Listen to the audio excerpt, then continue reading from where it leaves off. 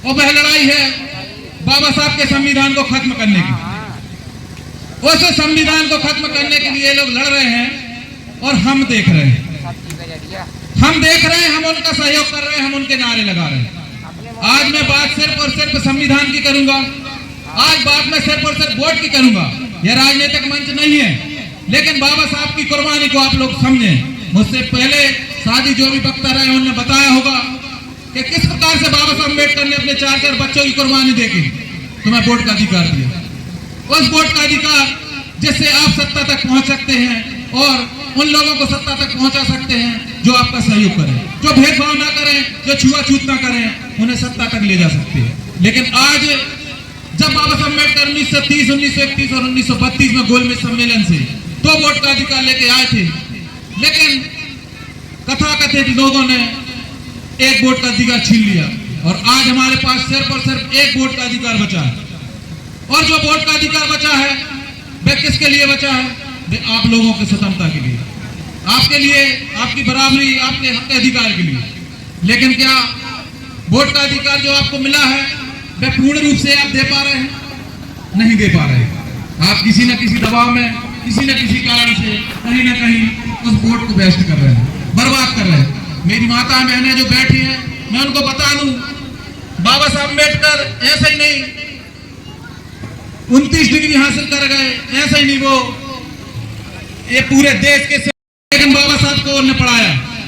आज जो कहते हैं ना कि हर पुरुष के पीछे नारी का हाथ होता है, तो आज हमारी माता रमाबाई नहीं होती तो निश्चित ही हमारे बाबा साहब हमें स्वतंत्रता और बंधुता और न्याय के लिए बराबरी का अधिकार नहीं दे पाते, ना ही इतना प्यारा संविधान बना पाते। आज बात हो रही है संविधान की। आप लोग जानते हैं कि उस संविधान के लिए बाबा साहब ने कितनी कुर्बानी दी। आज बात हो रही है वोट के अधिकार की। बाबा साहब ने किस प्रकार से आपके वोट के अधिकार को दिया और आज कुछ लोग इस वोट के अधिकार को छीन रहे हैं।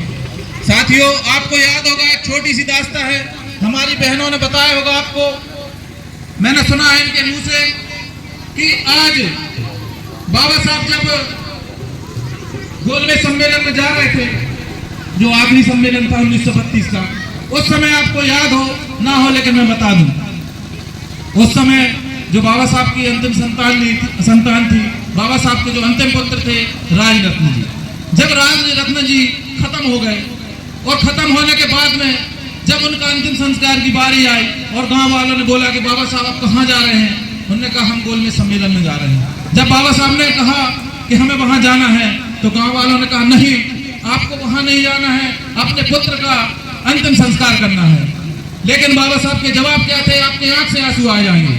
उनने, बाबा साहब ने अपने बेटे का अंतिम संस्कार नहीं किया, बाबा साहब ने बेटे के अंतिम संस्कार में शामिल नहीं हुए, न गए। और वो रमाबाई जिनके पास एक कफन के लिए कपड़ा नहीं था, उन्होंने अपनी साड़ी का पल्लू फाड़ के कफन दिया। उनका जो शब्द था, उन्होंने जो कहा था, बाबा साहब अम्बेडकर ने उनके एक ही शब्द थे कि मेरे भाइयों, मैं एक पुत्र के पीछे करोड़ों पुत्रों को नहीं मार सकता। और ये करोड़ों पुत्र आप लोग हैं, जिन बाबा साहब ने आपके 4 बच्चों की कुर्बानी दी, जिन बाबा साहब ने आपको वोट का अधिकार दिया, संविधान का अधिकार दिया। आज लेकिन उस वोट के अधिकार को छीना जा रहा है। आज जिस प्रकार से संविधान को छीना जा रहा है, तो आज हमें क्या करना है?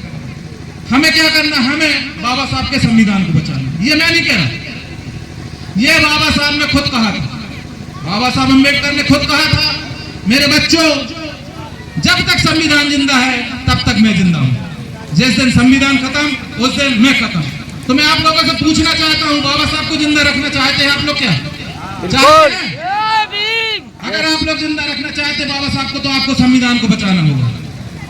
और संविधान बचेगा सिर्फ और सिर्फ आपके मत अधिकार से, आपके वोट के अधिकार से।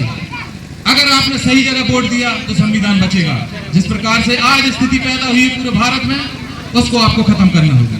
क्योंकि इसके बाद जो समय आएगा, इसके बाद में जो शासन आएगा, तब आपको ना तो वोट का अधिकार रहेगा, ना ही न्याय का अधिकार रहेगा, ना स्वतंत्रता का रहेगा। जितने भी संवैधानिक अधिकार थे सब खत्म हो जाएंगे। मैं आप लोगों से इस जयंती के माध्यम से आप अपील करने आया हूं और अपील करके जा रहा हूं कि अपने मत का अधिकार सोच समझ के करना।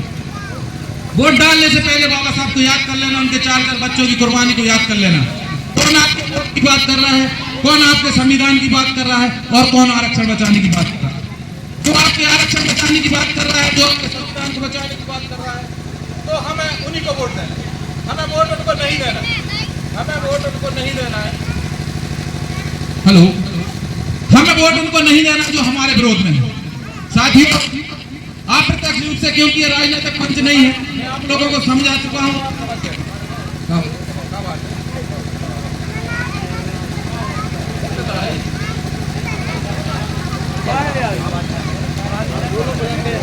साथियों, अंत में मैं यही कहूंगा कि बाबा साहब अम्बेडकर की कुर्बानी को आप लोग वेस्ट ना करें, जाए ना जाने दें।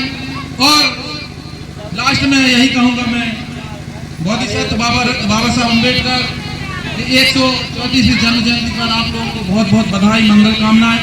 और फिर आऊंगा मैं इसके बाद में, मैं दीपचंद भाई से निवेदन करूंगा और आपकी समिति से निवेदन करूंगा कि एक बार फिर मुझे मौका दें गांव के बीच में बैठने का, ताकि कुछ चीजें ऐसी हैं जो मैं मंच पे नहीं बोल सकता।